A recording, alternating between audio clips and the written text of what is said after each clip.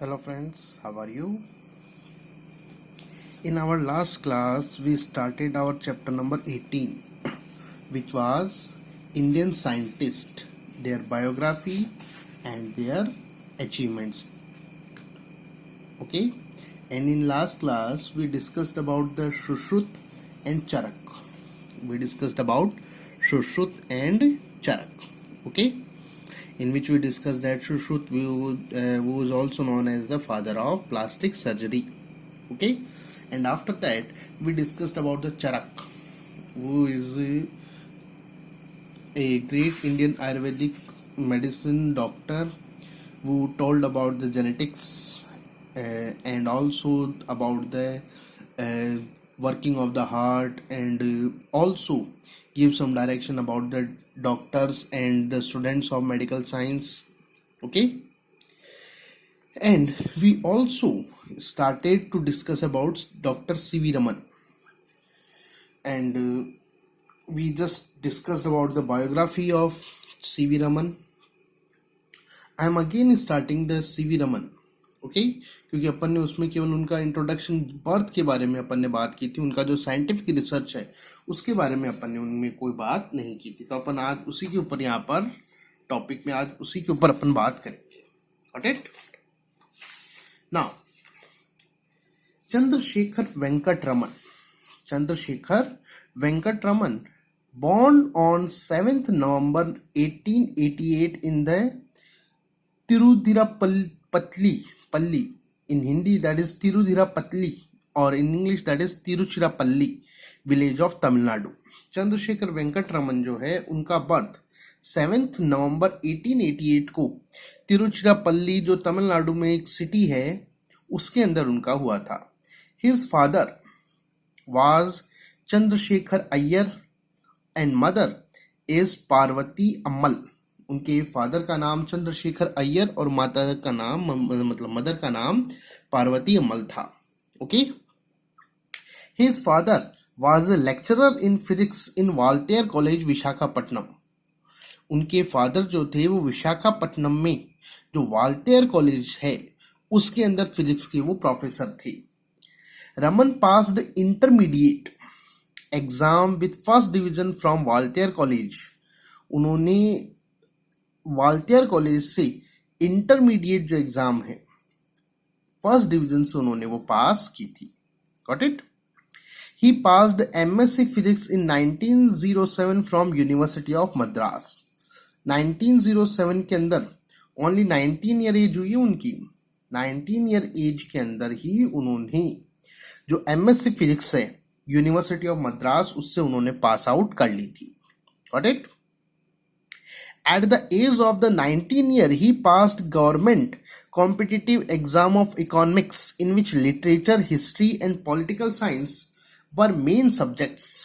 उन्होंने 19 ईयर की एज में ही जो कॉम्पिटिटिव एग्जाम उस टाइम हुआ था इकोनॉमिक्स का उसमें उन्होंने पास कर लिया था, जिसमें हिस्ट्री यानी कि साहित्य लिटरेचर यानी कि साहित्य, हिस्ट्री यानी कि इतिहास, पॉलिटिकल साइंस यानी कि राजनीति, ये उनके मेन सब्जेक्ट्स थे. अब यहाँ पर थोड़ा सा अंडरस्टैंडिंग की बात है कि वो फिजिक्स के स्टूडेंट थे लेकिन फिर भी उन्होंने आर्ट्स के जो सब्जेक्ट्स हैं उनसे एग्जाम देते हुए वो काफी अच्छे स्कोर के साथ पास आउट हुए थे.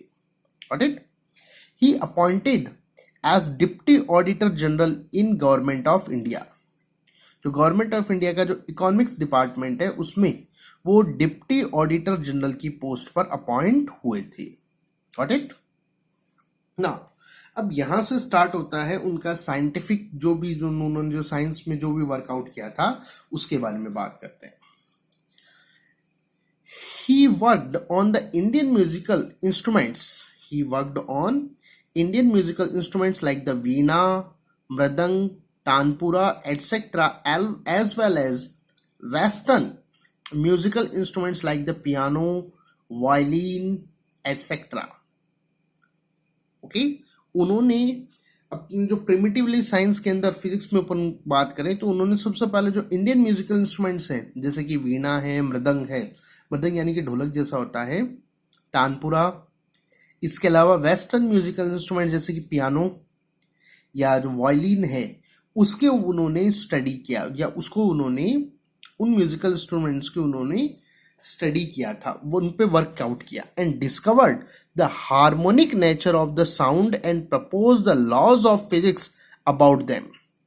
इस पर उन्होंने वर्क करते हुए जो हार्मोनिक नेचर यानी कि जो उसमें ध्वनि म्यूजिकल के जो कैरेक्टर्स हैं, जो ध्वनि के जो गुण होते हैं, म्यूजिकल कैरेक्टर्स जो होते हैं उनके लिए बोला जाता है हार्मोनिक, उनसे रिलेटेड जो फिजिक्स के लॉज हैं यानी कि साउंड्स के जो लॉज हैं उसको उन्होंने प्रपोज किया था। ओके, ये केवल एक इंट्रोडक्टरी है, मेन चीज स्टार्ट होती है यहां से, रमन इफेक्ट, जिसके लिए पूरी स्टडी अपन कर रहे हैं। In 1917 Raman resigned from government job. 1917 में रमन ने जो अपनी गवर्नमेंट जॉब जो थी, इस टाइम पर वो जो पोस्टल ऑफिस है उसमें जनरल ऑडिटर की पोस्ट पर वो थे, उसमें जो जनरल ऑडिटर है उसकी पोस्ट पर वो थी, काफ़ी रेपुटेटेड पोस्ट हो चुकी है यहाँ, काफ़ी रेपुटेटेड पोस्ट थी, उससे उन्होंने रिजाइन कर दिया। Y?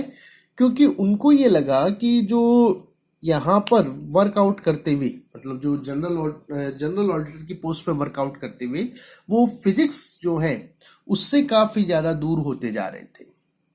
Since he was science student, so उनका मेन इंटरेस्ट साइंस में था। ओके, तो इसलिए वो थोड़ा सा उससे अनसेटिस्फाइड थे अपनी जॉब से, इसलिए वहां से उन्होंने रिजाइन कर लिया and become a professor of physics in Calcutta university, और कलकत्ता यूनिवर्सिटी में फिजिक्स के वो प्रोफेसर बन गए। इन 1928 ही डिस्कवर्ड रमन इफेक्ट। 1928 में इस पोस्ट पर गवर्नमेंट जो फिजिक्स के लेक्चरर हैं यूनिवर्सिटी में, उस पोस्ट पर वो वर्कआउट करते हुए उन्होंने जो फेमस रमन इफेक्ट है, फेमस जो उनका रमन इफेक्ट है उसको उन्होंने फाइंड आउट किया या डिस्कवर्ड किया था। In 1930 he awarded by Nobel prize for Raman effect. इस रमन इफेक्ट के लिए 1930 में उन्हें नोबेल प्राइज दिया गया। And you know that Nobel prize is the most precious और prestigious award in the science. World का सबसे प्रेस्टिजियस अवार्ड के अंदर ये शामिल होता है। Raman effect is also called Raman scattering. Raman effect को ही रमन स्कैटरिंग भी बोलते हैं। अब है क्या ये? जनरल डेफिनेशन में अपन बात करें तो when light travel through a fluid then there is an interaction between light and fluid medium which is called Raman scattering और रमन इफेक्ट। इसके अकॉर्डिंग लाइट जब एक फ्लूइड मीडियम, फ्लूइड मीडियम का मतलब जो कोई भी चीज बहती है वो फ्लड कहलाती है। फ्लूइड जिस चीज में फ्लो करने का कैरेक्टर होता है। अब फ्लो करने का कैरेक्टर होता है लिक्विड में और गैसेस में, तो लिक्विड और गैसेस को कलेक्टिवली बोला जाता है फ्लूइड। ओके, तो उन्होंने कहा कि लाइट जब किसी फ्लूइड मीडियम से ट्रांसपोर्ट होती है या उसके थ्रू जब ट्रेवल करती है तो लाइट और उस मीडियम के बीच में इंटरेक्शन होती है जिसे लाइट की स्कैटरिंग या रमन स्कैटरिंग या रमन इफेक्ट बोलते हैं। Got it? Clear? This is the simplest term. Got it? Secondly, अब थोड़ा सा साइंटिफिकली टर्म में अपन बात करें तो scientifically the inelastic scattering of the photon और light by molecules which are excited to higher vibrational or rotational energy levels is called Raman scattering. Means अगर अपन simple language बात करें तो the elastic scattering of photons, light या photons की scattering किसके द्वारा? उन मॉलिक्यूल्स के द्वारा जो कि हाई वाइब्रेशनल या रोटेशनल एनर्जी के लेवल्स पर एक्साइटेड हैं, उनके द्वारा जो लाइट की स्कैटरिंग होती है, फोटोन की जो स्कैटरिंग है, that is called Raman scattering. Got it? इस थ्योरी का जो सबसे इंपॉर्टेंट फैक्ट है वो ये है कि रमन और उनके स्टूडेंट के.एस. कृष्णन, रमन और उनके स्टूडेंट का क्या नाम है? के.एस. कृष्णन, उन्होंने वेरी फ्यू और लो प्राइस इंस्ट्रूमेंट से ये एक्सपेरिमेंट परफॉर्म किया था। ये बोला जाता है कि अप्रोक्सीमेटली जो उनके इंस्ट्रूमेंट्स जो थे that are only 200 rupees price, केवल 200 रुपीज के थे। दैट मीन्स काफी लो प्राइस में या कॉस्ट इफेक्टिव उन्होंने वर्कआउट किया था। अब ये एक चीज यहां पर समझने की ये लाइन क्यों बोली गई है, ये लाइन इस चीज को इंडिकेट करती है कि साइंटिफिक रिसर्च के लिए मनी जो है that is not a problem. Research line में प्राइस में मनी जो है, इंस्ट्रूमेंटेशन, हैवी इंस्ट्रूमेंटेशन, ये कोई रिक्वायरमेंट नहीं होती। रिक्वायरमेंट जो होती है वो है आपका उस सब्जेक्ट के लिए जो एटीट्यूड है, एप्टीट्यूड जो है, एटीट्यूड, एप्टीट्यूड, या आप कितना ज्यादा उस सब्जेक्ट को कंसर्न कर रहे हैं, अपनी रिसर्च वर्क पर कितना ज्यादा आप एफर्ट डाल रहे हैं, that is the main point. Million rupees के इंस्ट्रूमेंट से जरूरी नहीं है रिसर्च हो। Right now Raman effect explain. अब यह बात आती है रमन इफेक्ट के साइंटिफिक इंस्ट्रूमेंटेशंस की। किसे है Raman effect explain the blue colour of the sea and sky. Raman जो है या रमन इफेक्ट के द्वारा जो सी और जो स्काई का जो ब्लू कलर है वो एक्सप्लेन किया जाता है। अब क्वेश्चन जो एग्जाम में आता है वो आता है what is Raman effect, what is its importance. Raman effect क्या है और इसकी इंपॉर्टेंस क्या है। तो इसकी इंपॉर्टेंस की बात करें तो that is it is used to explain the blue colour of sun, blue colour of sea and sky. जो ओशियंस का सी का जो ब्लू कलर है और जो स्काई का ब्लू कलर है उसे एक्सप्लेन करने के लिए रमन का जो लॉ है उसका यूज किया जाता है। Got it? That is its important fact. अच्छा, Raman studied Raman effect in solid, liquid and gases. Raman ने उसके अलावा सॉलिड, लिक्विड और गैसेस में भी रमन इफेक्ट को उन्होंने डिस्कवर आउट किया था। Raman also did research on magnetic field, x-rays, structure of crystal of matter and that means I think sound. It is sound. Maybe possible that is the wrong word. Acoustics. Raman जो है उन्होंने magnetic field पर, X-rays पर और जो structure of crystals है उनके अलावा जो साउंड है उनके बारे में भी उन्होंने काफी ज्यादा रिसर्च आउट किया था। In 1949, he was appointed as the first national professor of government by Government of India. 1949 को उन्हें नेशनल प्रोफेसर अपॉइंट किया गया था by Government of India. Okay. In 1954, he was awarded Bharat Ratna. 1951 के 54 के अंदर उन्हें इंडिया का जो हाईएस्ट प्राइज है सिविल लाइन्स में, जो हाईएस्ट है दैट इज भारत रत्न, वो उन्हें अवार्ड दिया गया था। In 1957 he was awarded by Lenin peace prize for his work toward friendship between the nations. 1957 के अंदर उन्हें लेनिन पीस प्राइज दिया गया। वाई? क्योंकि जो साइंटिफिक जो उनका वर्क जो था, जो फ्रेंडशिप, जो उनके जो his scientific work toward the friendship between Nations, जो दुनिया के देशों के बीच जो एक तरीके से फ्रेंडशिप डेवलप करने के लिए उनको एक तरीके से लेनिन पीस प्राइज दिया गया था। Got it? He was also given knighthood in 1929। Knighthood जो एक ब्रिटेन के जो एक तरीके से अपन बोल सकते हैं जैसे सर या और भी बहुत सारी जो एक तरीके से अपन बोल सकते हैं उपाधि, हिंदी में उपाधि बोलते हैं अपन नॉर्मली, मतलब जैसे राजा वगैरह, किसी को महाराज वगैरह अपन बोलते हैं ना, उस टाइप में एक प्रेस्टीजियस वर्ड बोल सकते हैं अपन, उसके उनको अवार्ड दिया गया, उनको ये दिया गया था। He died on November 20, 1970। 20 नवंबर 1970 को उनकी डेथ हो गई थी। करेक्ट? इन हिज ऑनर, उनके सम्मान में 28 Feb of every year is celebrated as national science day. उनके सम्मान में जो रमन जो डिस्कवरी उन्होंने की थी, रमन इफेक्ट को जो उन्होंने डिस्कवर किया था, दैट वाज 28 फैब, वो 28 फैब थी, तो उसमें उन्होंने उसको डिस्कवर आउट किया था। इसलिए एवरी 28 फेब को इंडिया में नेशनल साइंस डे मनाया जाता है। Got it? Now next one is doctor Homi Jehangir Bhabha. Doctor Homi Jehangir Bhabha, that is also very very important point. Homi Jehangir Bhabha के अंदर उनका एक तो उनका जो पर्टिकुलरली जो आगे अपन पढ़ेंगे, पहले उन क्वेश्चंस की बात कर लूं क्योंकि वो काफी इंपॉर्टेंट है। एक तो उन्होंने जो न्यूक्लियर रिएक्टर्स स्टैब्लिश किए थे, अप्सरा, साइरस, जर्लिना, ये 3 नाम जो आपको याद रखने हैं। सेकंड, उन्होंने मैसोन पार्टिकल्स को फाइंड आउट किया था इन कॉस्मिक रेज में। कॉस्मिक रेज के अंदर मैसोन पार्टिकल्स को उन्होंने फाइंड आउट किया था। ये 2 बहुत इंपॉर्टेंट क्वेश्चंस हैं एग्जाम के लिए।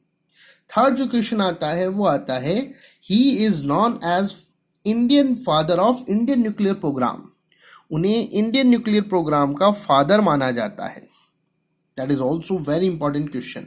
और इसके अलावा एक लास्ट में क्वेश्चन आएगा, BARC, Bhabha atomic research centre, full form, वो यहां पर पूछी जाती है। Okay, now let us start it. He was born on October 30, 1909 in a Parsi family in Mumbai. इनका जन्म जो है वो पारसी फैमिली, मुंबई की जो पारसी फैमिली है उसके अंदर उनका बर्थ होता है। After studied in Cathedral John Cannon High School and Elphinstone College, Mumbai, he went Cambridge University for higher education. Got it? Cathedral John Cannon high school और एल्फिंस्टन कॉलेज में एजुकेशन लेने के बाद वो कैम्ब्रिज यूनिवर्सिटी में चले गए थे हायर एजुकेशन के लिए। After obtaining degree in mechanical engineering, mechanical engineering में डिग्री ऑब्टेन करने के बाद in 1930 he started working on theoretical physics. उन्होंने theoretical physics के ऊपर वर्क करना स्टार्ट किया। Got it? He did research in the area of cosmic rays and nuclear energy. ये उनकी रिसर्च के एरियाज थे, यानी कि उन्होंने मेनली रिसर्च किस पे की थी, कॉस्मिक रेज और न्यूक्लियर एनर्जी के ऊपर उन्होंने मेनली रिसर्च अपना परफॉर्म किया था। किसके ऊपर? cosmic rays और nuclear energy. In 1937, he studied cosmic rays with the W. Hitler. W. Hitler के साथ उन्होंने वर्कआउट करते हुए, अब ये हिटलर वो वाले हिटलर नहीं है, सेकेंड वर्ल्ड वॉर वाले, एक फिजिक्स के प्रोफेसर, काफी बड़े साइंटिस्ट रहे हैं, उनकी बात है। तो in 1937 he studied cosmic rays with the W. Hitler and described that the cosmic rays are the microparticles.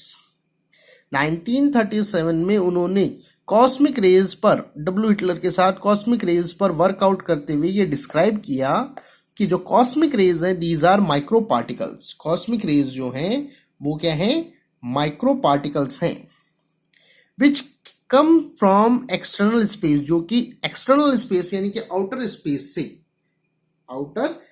से आते हैं। When these particles interact with air, they produce shower of electrons. जब ये पार्टिकल्स एयर के साथ interact करते हैं तो ये शावर ऑफ इलेक्ट्रॉन्स की बौछार डेवलप करते हैं।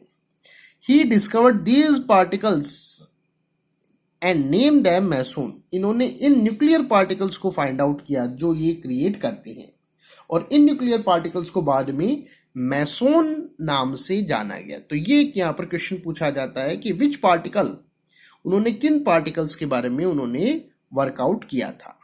Got it? तो एक तो ये यहाँ पर इंपॉर्टेंट पॉइंट आता है। अब थोड़ा सा उनके बारे में बात आती है। Bhabha was related with the leading industrialist Tata family. Bhabha जो है वो टाटा फैमिली से रिलेटेड थे। जो टाटा फैमिली है उस टाटा फैमिली के साथ उनके रिलेशन थे। बाय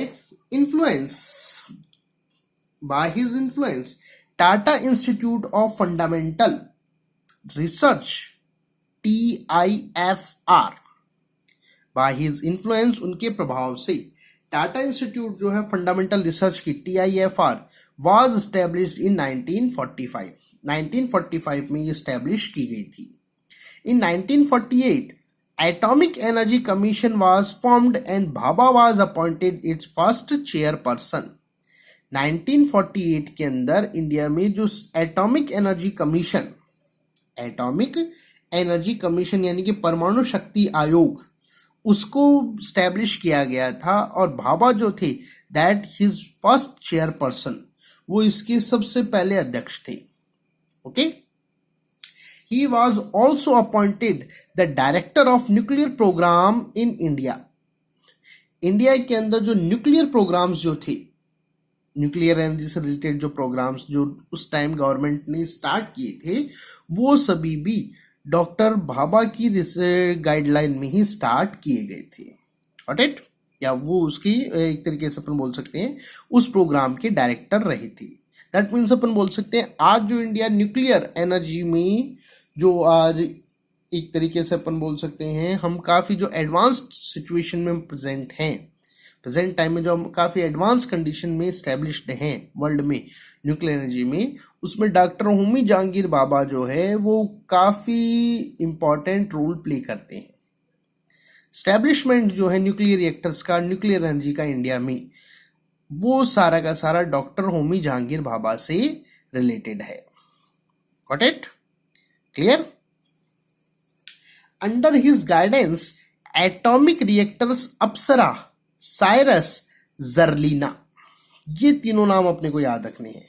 अप्सरा, साइरस, जर्लीना, ये 3 एटॉमिक रिएक्टर्स उन्हीं की गाइडेंस के अंदर स्टैब्लिश किए गए थे. अब अप्सरा जो है ये जो एक यहाँ पर थोड़ा सा इनकी हिस्ट्री बता देता हूँ. अप्सरा जो है जो अपने जो उस टाइम जो first Indian president prime minister जो थे जवाहरलाल नेहरू, वो एक न्यूक्लियर रिएक्टर की जब एक फॉरेन कंट्रीज में जब वो रशिया के अंदर जो विजिट पे थे, तो वहाँ पर एक न्यूक्लियर रिएक्टर की ब्यूटी को देखकर वो काफ़ी ज़्यादा एक तरीके से इन्फ्लुएंस्ड हुए थे. तो अपन जानते हैं इंडियन कल्चर में जो ब्यूटी है दैट इज अप्सरा, देवलोक इंद्र, वो उसके साथ जुड़ा हुआ है, तो इसलिए उन्होंने उनको नाम दिया गया था अप्सरा. सेकेंड है साइरस. ये जो सेकेंड है ये कनाडा के साथ हमने न्यूक्लियर एनर्जी के साथ इसका जुड़ाव था. तो सी स्टैंड करता है कनाडा के लिए, आई स्टैंड करता है इंडिया के लिए, आर स्टैंड करता है रिएक्टर, और यूएस स्टैंड करता है यूनाइटेड स्टेट. यूनाइटेड स्टेट में इसमें एक पार्टिसिपेंट था. जर्लीना जो है ये भी इसके भी नाम की मीन्स हैं. यहाँ पर जीरो इमिशन रेडिएशन, ये इस तरीके से यहाँ पर इसका नाम आता है. Got it?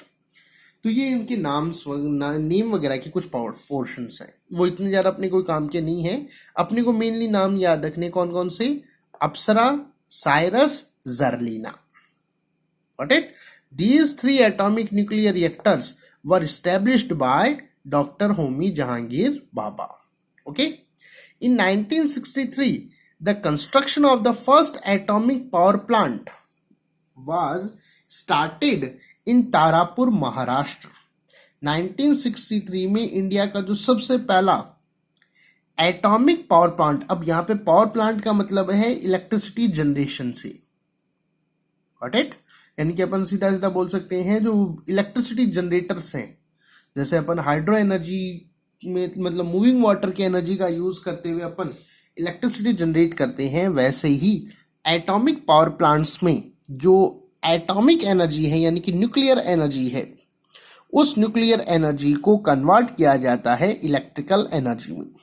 इसमें इलेक्ट्रिकल एनर्जी में कन्वर्ट किया जाता है.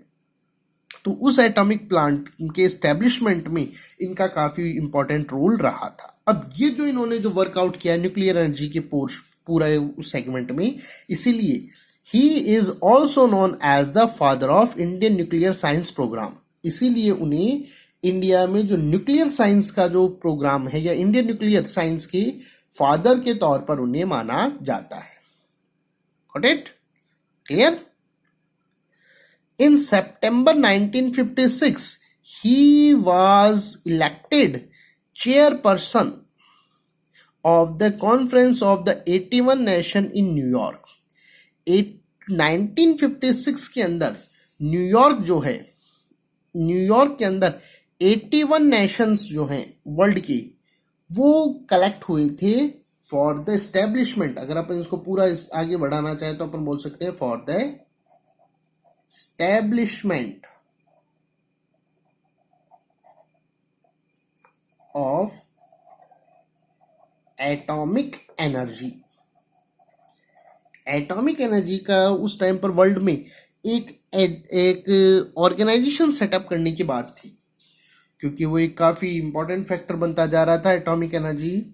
तो उसके लिए कुछ रूल्स रेगुलेशंस, ताकि उस एनर्जी का यूज़ ह्यूमन डेवलपमेंट में किया जा सके। तो उसके लिए एक एटॉमिक एजेंसी का एस्टेब्लिशमेंट के लिए वर्ल्ड के जो 81 नेशंस हैं वो न्यूयॉर्क में कलेक्ट हुए थे। और उसका जो चेयरपर्सन जो बनाया गया था कॉमन कंसर्न से। अब यहाँ पर ध्यान रखने की बात है, क्या है कॉमन कंसर्न, यानी कि सभी लोगों ने उनके नाम का सपोर्ट किया था।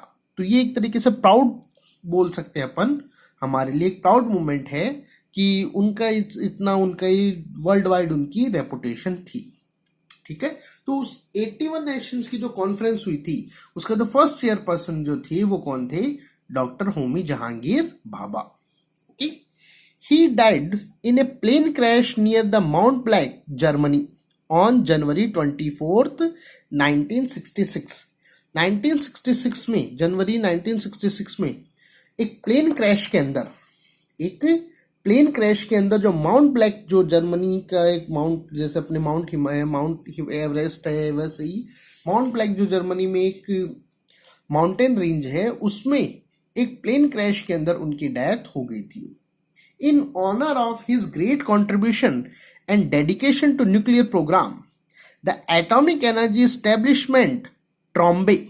अब यहां पर ये ध्यान रखना है, देखो पूरा नाम है atomic energy establishment Trombay, AEET। ये एक इंस्टीट्यूट जो है वो 1952 के अंदर स्टार्ट किया गया था। उसका नाम बदल कर रख दिया गया भाभा एटॉमिक रिसर्च सेंटर। क्या नाम रख दिया गया? Bhabha atomic research centre, that is BARC. तो ये बार्क यहां पर एग्जाम में क्वेश्चन बनता है। Got it? BARC, Bhabha atomic research centre, where it is established? Trombay. Trombay is in Mumbai Maharashtra जो है, वहां पर एक जैसे अपने गांव वगैरह होते हैं वैसे ही वहां पर एक प्लेस है जिसका नाम है ट्रॉम्बे। तो वहां पर ये इंस्टीट्यूट इस्टेब्लिश किया गया था, जिसका नाम बदल के कर दिया गया बार्क।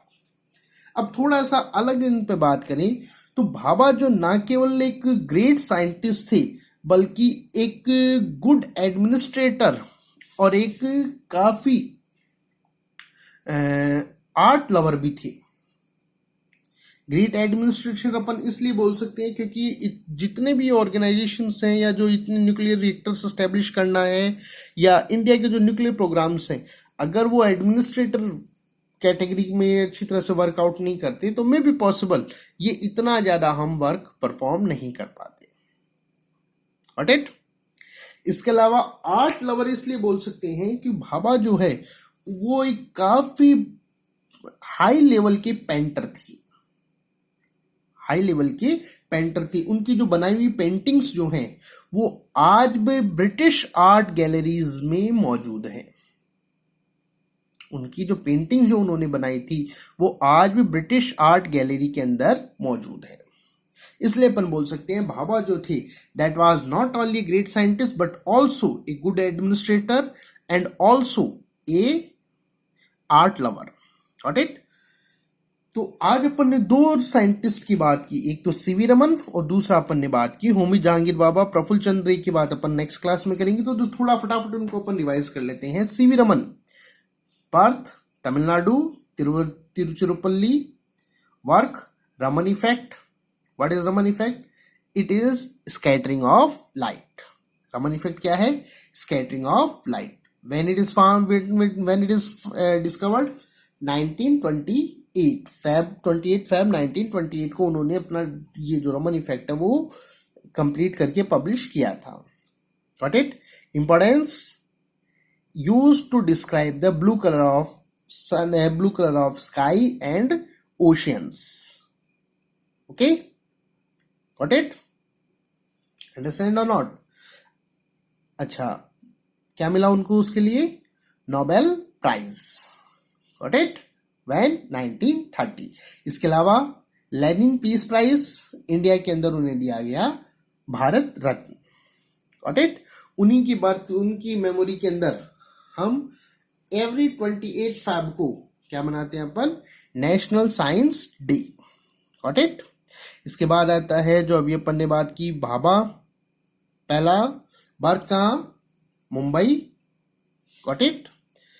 किसके ऊपर वर्क किया, थ्योरेटिकल फिजिक्स, मेनली एरिया जो था उनका रिसर्च का, that is cosmic rays and atomic या nuclear energy, got it, understand.